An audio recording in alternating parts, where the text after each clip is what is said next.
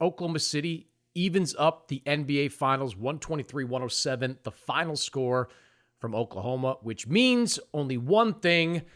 I won another NBA bet. That's because taking Oklahoma City at -11 to me was the greatest sure thing in recent gambling history. You remember, Mark, after game one, when Aaron Gordon made that shot in the Denver series, what did Oklahoma City do in game two? They won the next game by like 43 points. I felt very comfortable putting my paycheck in the hands of the gambling gods with Oklahoma City -11. I say this, though. In garbage time, Indiana started to make it a little bit interesting. Indiana was making a couple of shots. There were some guys there. James Johnson, all of a sudden, going to the basket, shooting, runners. Like they got like within 15, I think, at one point. I started to panic a little bit, but I'll take the win. I'm sure Oklahoma City will as well. Yeah, I mean, panic enough maybe to worry about your spread, but not panic enough to think, okay, this is going to be a repeat of game one. The Pacers, they always come back. But I think, Chris, as you saw, the Thunder play completely different. It was the typical elements of a bounce back game in game two after a team with home court loses in game one. Right. Shea Gilgeous-Alexander played like SGA, but everyone else elevated their game. Jalen Williams didn't necessarily shoot the ball efficiently, but he got to the free throw line. He produced. Chet Holmgren, much different player, looked more comfortable with shooting in the paint from the outside, getting rebounds, and then some nice bonus performances from Alex Caruso and Aaron Wiggins. Those are valuable players that the Thunder have off the bench, but usually those are the intangible guys. But add all that up, and the fact that Tyrese Haliburton didn't have that kind of clutch performance that we saw in game one made all the right ingredients for a pretty dominant Thunder game two win. So I want to unpack a few of those things. But let me ask you first, what did you think of Rick Carlisle waving the white flag with about 4 minutes to go in, I think, like a 17, 18-point game? I know the odds were stacked against Indiana in that moment, but the Pacers have been a team that's beaten the odds back all postseason. And Carlisle didn't really have a great answer for it after the game. Somebody asked him about it, and he kind of just said it was a coaching decision. I thought that was odd that he would. Well, clearly it was a coaching decision. He's the one who made the decision. I just thought it was odd that he would yank his guys out just like that. Yeah, No, go ahead. Yeah. yeah, I was surprised as well. I mean, if it's a regular season game, a whole different story. But this is the finals, and the Pacers, they have a track record that no lead is too large, even though there is that old adage in the NBA playoffs. Momentum might be overstated from game to game. I think that there is still a valuable part in closing out a game well because Mhm. there's positive things that you can take from. So yeah, I was surprised with that, but I think in fairness to the Thunder, they won it well before it. It's not like that was going to decide it, but yeah, I don't think there would have been any harm in adding an extra minute or two just to give them a chance. But coaches always fear the dreaded injuries at the wrong time. Yeah. Rest isn't an issue. They don't play game three until Wednesday. So you got two full Yeah. days off to rest and recover. I just thought it was interesting. For any other team, any other coach, I would have said, all right, whatever, 20-point game, 4 minutes to go. But this Pacers team has been doing crazy things this playoffs. I thought he might give them a little bit more rope to try to get back into it. All right, let's talk about the differences in this game. Because for me, it started on the defensive end of the floor. Oklahoma City in game one let Indiana shoot 47 and change from the floor, 46 and change from three-point range. They forced a lot of turnovers, but didn't score a lot of points off those turnovers. The script kind of flipped, and this defensively looked a lot more like the Oklahoma City team we've seen for the entire regular season, a team that had the best defensive rating by a country mile. The Pacers shoot just 45% from the floor. It was actually lower than that, I think, through three quarters. I think they got some garbage time buckets when the game was largely out of hand, and shoot 35% from three-point range. Those are the kind of numbers that Oklahoma City is used to doing. I thought it started on the defensive end. What about you? Yeah, without a doubt. I mean, I think it started obviously with Tyrese Haliburton, 5 points, 2 of 7 first three quarters. He did have a little bit of bounce back toward the end of the game, but this has been kind of a theme for Tyrese, where in the playoffs, you either have a really clutch performance, or you have his usual double digit assist nights, or you have a game where he doesn't shoot the ball well. Now, when you talk to people around the NBA, they say, hey, that's a product of a young star finding his way. He's 25 years old. But that's a factor. I think the other thing that was also helpful defensively is they didn't seem to force the issue too much when they created those turnovers. They were able to be a little bit more patient and more opportunistic to get those points because in game one, when they were forcing or when they were getting those turnovers, they were then creating their own turnovers offensively, and that just played right into the Pacers' hands with playing at their own pace. The other thing, look at the free throws, getting 29 of 33. That allowed not only themselves to get more points, but it prevented Indiana from getting out on the open floor. So I think really when you look at the Thunder, they played mostly a complete game, or as mostly a complete game as you can expect in a finals game. Shea played a high level. There are a lot of others, so to speak. And to what you said, they played really well defensively. Yeah, they got crushed on the glass in game one. They wind up winning the rebounding battle 43-35 in game two. The turnovers were largely similar, 15 turnovers, 14 points off that for Indiana, 14 turnovers, 17 points for Oklahoma City. So it really, to me, was the defensive stops that Oklahoma City was getting. And it does begin with Haliburton. Like, he finishes the game with, 17 points? But as you noted, like, he was only 2 of 7 after 3 quarters. He got aggressive in the fourth, but that felt like too little too late. Like, I know Rick Carlisle will say that this Pacers team is not about individual scoring. Haliburton is having positive contributions even when he's not scoring. All those things are true. But when you're getting, tattooed in the first half, they were down 23 points on the first half. When you're getting buried in the first half, your star's got to be more aggressive. He's got to be the guy going to the rim. I thought the Thunder did an outstanding job of keeping Haliburton out of the paint. Everything was like a contested 2. Everything was, kind of pinning him down, forcing him to give the ball up. Like, they were really sharp on Haliburton. And it has been kind of a theme. Like, Haliburton, like, he's been the breakout star of these playoffs because of what he's done at the end of a lot of these games.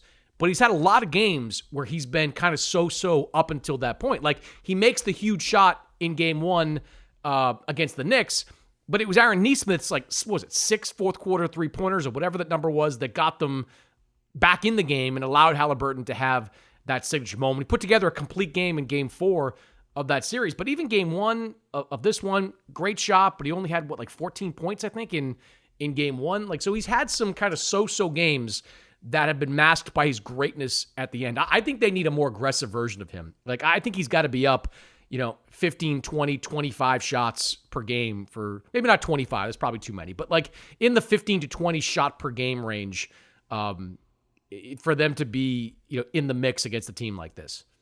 Yeah, without a doubt. I mean, his trainer, Drew Hanlon, he said to me in interviews, he said to other people in interviews that he constantly tells Tyrese Haliburton, you have to be more aggressive. You have to be more aggressive. Sometimes the most selfish thing is being too unselfish.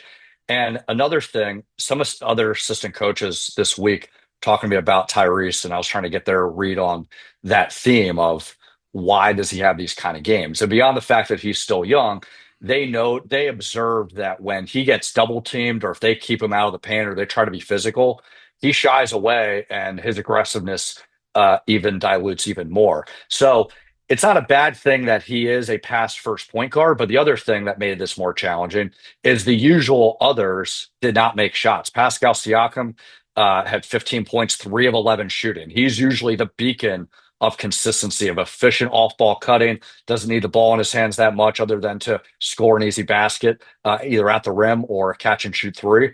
I think Obi Toppin went 1 of 8 from the field, but it starts with Tyrese with setting the tone. He doesn't necessarily have to all of a sudden be a score first point guard. He can be that pass first point guard, but he's got to be aggressive and try to set the tone rather than allow the defense to do that. Yeah, I think 7 shots through 3 quarters is not going to get it done. It's not. Unless he has like 15 assists at that point. He's got to be more aggressive. He's got to be trying to get into the paint, creating havoc. He didn't do that in game 2, and I think that was among the reasons that Indiana lost. So on Oklahoma City's side, I thought Mark Daigneault had a really good game. Thought he made some really nice adjustments. The first adjustment, which we saw very early, was they went to that 2 big lineup of Chet Holmgren and Isaiah Hartenstein. And those two guys who have been starting alongside each other, basically whenever they've been healthy throughout the playoffs and throughout the end of the regular season, they didn't play a minute together in game one. First quarter of game two, Hartenstein, Holmgren out there on the floor, and it was effective. It got them that first quarter lead. They went back to it for a stretch in the second half. I thought the adjustment that Daigneault made there was productive. He saw the rebounding numbers, of course, in game one, needed to make a fix there. And I thought Hartenstein being out there with Chet gave them more physicality, gave them more rim protection, allowed them to play bigger. That was a good move there. And the other one was Wiggins. I mean, like I talked to an executive recently during the last round about Daigneault, and this is an exec that really likes Daigneault, thinks he's a top 5 coach in the NBA. And one thing he said to me was that Mark is just not afraid to play anybody at any time. Look, Wiggins is not like, a back end of the bench guy that never plays. Like he did play, I think 9 minutes in game one. He's been part of the rotation in the conference playoffs, but rolling him out there early in the first half, giving him the freedom to stick around out there and play extended minutes, that paid off. 18 points. I mean, that's a great game for Aaron Wiggins. That's a huge reason they won this game. So I thought Mark Daigneault, if he lost the coaching battle in game one, I thought he won the coaching battle in game two. Yeah, and I think the point that you made with Isaiah Hartenstein and Chet Holmgren, even though technically Cason Wallace started and still played significant minutes, Isaiah Hartenstein still played significant minutes. So it's not like it had to be an either or. And when you're looking at their chemistry, they complement each other so well because Hardenstein's such a great passer, whether it's with Shea in the pick and roll game or really anyone else getting easy baskets. And Chet Holmgren is your do-it-all stretch 5. I mean, he is very aggressive at the paint. He can shoot outside shots. He looked more comfortable there. And the rebounding battle, they were able to complement each other well with the spacing as well as fighting for the boards to make that a strength. And that's not what happened in game one. It looked like whether it was because of the starting lineup or a little bit of that being a factor, Chet didn't seem comfortable the way he normally looks comfortable. So huge props there. Rick Carlisle coached a great game in game one, getting guys to not be overwhelmed with the fact that they committed 19 turnovers in the first half because they were still in the game and because the Thunder didn't take advantage of those turnovers, not calling timeout in that final play and showing the trust that he has in Tyrese Haliburton. But I don't think that Mark Daigneault meant that he didn't coach a good game one. But to your point in game two, he hit all the right buttons in knowing how to tap into everyone's strengths here. Yeah, Chet had, 6 rebounds in game two. Hartenstein had 8 rebounds in game two. So they were a big part of the production on the glass. I'm looking at some of these plus-minus numbers. I don't make any sense. Like Cason Wallace was plus 12 when he goes 2 for 4. Shai Gilgeous-Alexander, who I thought had a much better game in game two, he's only plus 5. Lou Dort is minus 3. Like I don't get plus minus sometimes. Like it's just it can be such a misleading statistic. But I don't know. I think if you're Daigneault, maybe you give some thought to starting Chet and Hartenstein again. Like just putting them back out there. Like this is the line. This is the lineup they've used for most of the last couple of months. Like this is a good lineup. It's comfortable. Again, it allows them to be more physical. It protects some of their smaller guys who get beat on mismatches in the paint. You didn't see those same mismatches created by Siakam or Nesmith or guys getting down the post. I don't know. I might give some thought to putting Cason Wallace back on the bench, going with Hartenstein again in that starting lineup. Either way, like I'd probably have a quick trigger or a quick hook on Wallace early on, just because I want to get Hartenstein in that lineup. So that would be my only adjustment for Oklahoma City going to the next game. Yeah, and I thought that they were going to do that in game one because, to your point, this is what got them there. They never had used this new lineup that they went with in game one until game one. But I think the broader point is there's so many other factors that explain the game one loss that I wasn't hung up on, they lost because of a new starting lineup. But I'm with you that I think moving forward, go with what got you here in the first place. And, even though we're in today's modern NBA 2025 where you need to go small certain matchups, we've seen throughout this season that Chet Holmgren and Isaiah Hartenstein, when healthy, complement each other so well. It's a perfect pairing, and it solves a lot more problems than creates it. So just stick with what you have and keep rolling with it. Yeah, good bounce back game from Chet. He was bad in game one, much better in game two, and they needed him to be that complementary scorer, solid perimeter shooter. He was exactly what they needed in game two. Indiana, what adjustments did they make here? I mean, by all rights, this weekend was won by Indiana. They split. They now have home court advantage. They probably didn't expect to come in here and get both games. They get the one. Now they head back to Gainbridge on Wednesday with home court. What's the adjustment here? Like, what do you think they are talking about over the next couple of days that can put them in a better position? Because they're great at digging themselves out of holes, but this is now 2 games in a row they've dug some big holes. I mean, Oklahoma City, the difference in this one was that they never allowed Indiana to get closer than, I think, 13 in the second half. I think that was the closest the Pacers got. You can't keep rolling the dice, Mark, against teams like this and expect that this sort of divine strength that you come up with in the fourth quarter and these incredible heroics by your star player are going to be there every single night. They've got to find a way to keep these games competitive in the first 3 quarters so they're not trying to do something miraculous in the fourth. Yeah, without a doubt. I mean, in game one, they had 25 turnovers, 19 in the first half. The fact that they And that is overcame the that is definition of playing with absurd. fire. Like, that is like, Right. I mean, and we talked about this, before, but like having a 25-7 turnover gap like the Pacers had in game one and still winning the game is, I'm sure somebody on ESPN Stats and Info has done a deep dive on this, but I would argue that no team or few teams in NBA history, regular season or playoffs, have ever had an 18 turnover differential and still won a game. Like, just that stat alone was incredible that the Pacers were able to pull out a win. Yeah. But to the broader point beyond turnovers, we've talked about the main adjustment. It starts with Tyrese Haliburton, but be clear, it's a simple adjustment, but it's a layered adjustment. It's not just about Tyrese has got to shoot more and has to be more aggressive. How he plays affects everything else because it's going to allow Pascal Siakam, Obi Toppin, and any others to get easier shots and complement him in scoring. It's going to allow the Pacers to play at the kind of pace that they want to, and that's a huge strength of theirs, and they have to tap into that. But if the Thunder are getting trips to the foul line and the Pacers aren't hitting shots, they're not going to be able to play at that pace.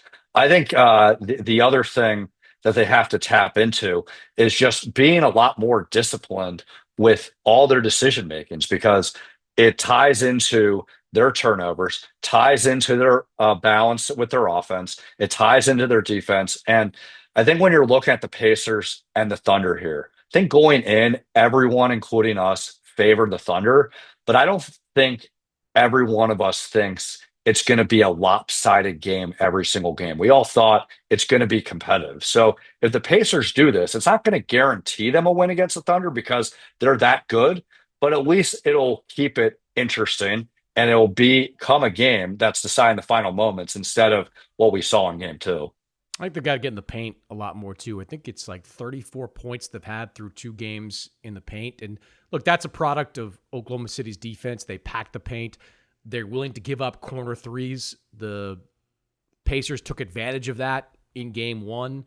They were 10 of 16 from 3-point range. They made some shots in the corners from game two as well. That's clearly part of this team's game plan. Get shooters in the corner and take advantage of how Oklahoma City plays defense. But they've got to find a way to get Haliburton in the paint. Like, a big difference for Oklahoma City offensively was that whenever Indiana was blitzing Shai Gilgeous-Alexander on the perimeter, he was just splitting it. He was getting between them, and all of a sudden, you're kind of on a mini fast break there. If you've got 2 guys playing behind you, like Gilgeous-Alexander often does, all of a sudden, your defense is scrambling, and those shooters are open for Oklahoma City. Alex Caruso had a great shooting night. Jalen Williams made some shots for them. Go down the list. Like, they had guys knocking down 3-pointers at a pretty good clip, 39% from 3-point range. Williams only, I guess, 1 for 5, but Chet goes 1 for 3.